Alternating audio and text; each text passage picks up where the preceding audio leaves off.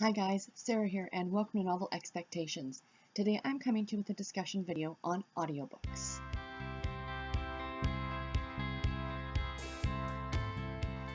So I've seen a lot of videos going around lately, and especially the 25 bookish facts about me, which I really want to do soon. But I've heard people mention here and there about audiobooks and how they either consider them to be reading or they don't consider them to be reading the book. And I am titling this discussion In Defense of Audiobooks because I used to think that no, they weren't considered reading, but the more and more thought that I have given it, yes, I absolutely do consider the fact that listening to an audiobook is exactly the same thing as reading the book. So I'm going to jump into the discussion. I've got some little points written down here that I wanted to make. I hope this doesn't get too rambly. If you guys have any thoughts or comments, please post them below and I will do my best to answer them. And yes, so I'll jump right into this discussion. So to begin with, back when I was younger, I didn't consider audiobooks to be reading the book. You were quote unquote cheating, if you will. You weren't taking the time to physically sit and read the book. You were just sitting back and listening to it. The story was being told to you instead of you reading the story. As I got older and now that I'm listening to audiobooks more and more myself, I have come to the realization that it is absolutely the same thing as reading the book because they may be two different ways of getting there, but in the end, you end up in the same place. If someone came up to you at work and said, "Have you read Gone with the Wind?" and you listened to it on audiobook, you and that other person could have an intelligent conversation from start to finish of the plot and the characters and the settings and everything about that book. You both got to that place differently. That person sat down and read the physical copy. You listened to it, but you ended up in the same place. Does that make sense? I really think, when I think now about audiobooks, what I think is fun is that, in a way, they're the original storytelling, or they're the original way that people heard stories and stuff like, or people read or knew stories. Because if you go way back into the Middle Ages, probably even more before that, well before writing became a thing and, not everybody knew how to read and write, there would be bards or minstrels or storytellers essentially that would go throughout, the kingdom or be at the castle, and they would tell these wonderful tales about, dragons and maidens and knights and goodness knows what else. And the people in the castle or the people listening, they would find out that story. And then let's say they decided to go home and they told the story and, orally told the story to maybe friends or family. And, when they traveled, those stories went with them. So to me, audiobooks is really no different than that. You are being told a story. It's like going back to when you were a child and your parents would read you a story. You still knew the story at the end. It's just that somebody read it to you. And I don't know. I just, when I think about it that way, it's really fun because it's truly a performance. I really believe in our culture and in our society nowadays that audiobooks are even more important in a way because people are not making the time or finding the time to read, the general population, if you will. People are busy. Like, people who probably used to read 10 or 12 books a month. Now they have kids, and those kids have soccer practice and baseball practice and dance lessons, and you have to get dinner ready, and then you work a 9-to-5 job. Nobody has time really anymore to sit down and read a book, either on ebook or on print book.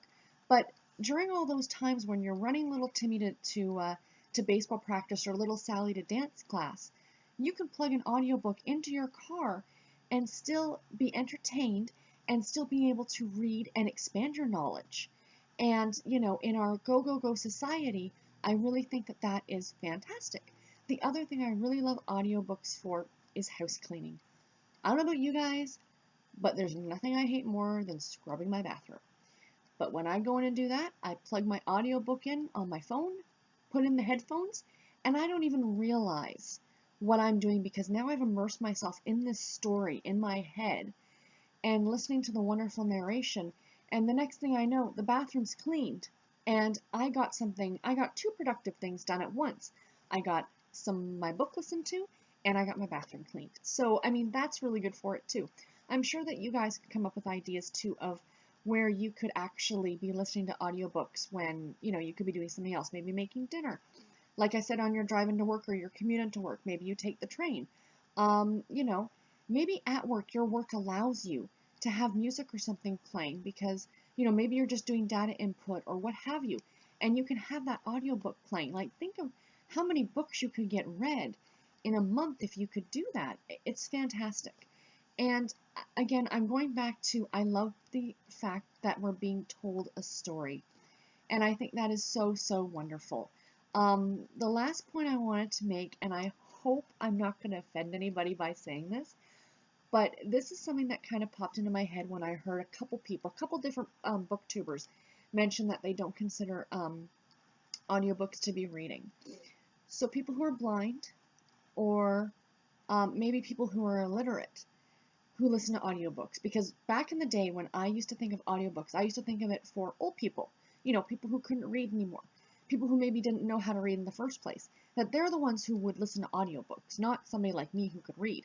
I mean, thank goodness that my perception changed as I got older, but I think about those people and I think of like my grandmother who's 92, and I would highly encourage her to listen to audiobooks because she loves reading so much.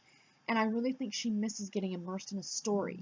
And I think somebody like her would be perfect for audiobooks, or somebody like my mother. My mother used to be an avid reader, and she could finish a book in a few days. And then she had a stroke a number of years ago, and now she can read still. And really, she's fine now, but she can still read, but she's very slow. Like, she always has to put a ruler under the lines in the book, and it takes her a long time to get through a book. And I keep telling her, I'm like, why don't you listen to an audiobook? Um, and I think she's coming around. I think she wants to try one out. But anyway, let's say that that's all that you did was listen to audiobooks. Would you not be a reader? In my opinion, you'd still be considered a reader. Um, I know, again, I'm probably splitting hairs, and again, I hope I'm not offending anybody. I'm really trying not to bash anybody who doesn't think that audiobooks are considered reading, because I used to be that person. And this is just my opinion, and, I'd love to know your guys' opinions in the down bar below. Do you have your own thoughts on audiobooks? Please let me know. Let's get a discussion going, because I would really, really like to talk about this, because I think audiobooks are becoming very prevalent now within the booktube community. I see a lot of people who say that they're listening to audiobooks along with reading the physical copy at the same time. Like, if they're out and about, they'll listen to the audio, and then they have it synced, I guess, to the Kindle version, and then can read it while they're at home, which is pretty cool. But I think once I've gotten myself into that story on audio, and I've got the narration, and I've got, that part, for me to flip back and forth, I think would be very difficult, but that's just me. Prove me wrong, guys. Let me know. Do you guys do that, and are there merits to it? Like, do you like doing that? Anyway, that's it for this discussion video. I hope it wasn't too rambly, and I hope I kind of was able to get my point across somewhat coherently.